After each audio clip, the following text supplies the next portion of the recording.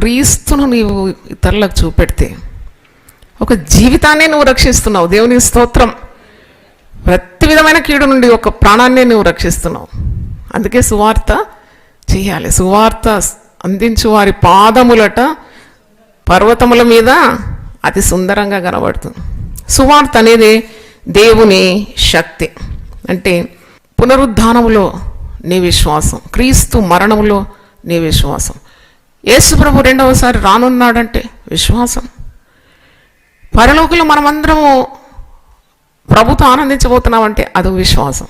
విశ్వసించని వాడు కలవరపడుతూ ఉంటాడు, విశ్వసించేవాడు కలవరపడడు, విశ్వసించేవాడు సిగ్గుపడడు, విశ్వసింపని వాడు అవమానానికి, సిగ్గుకు, దెబ్బలకు, శిక్షలకు గురవుతున్నాడు. అర్థమైతే ఒకసారి హల్లెలూయా చెప్దామా? హల్లెలూయా.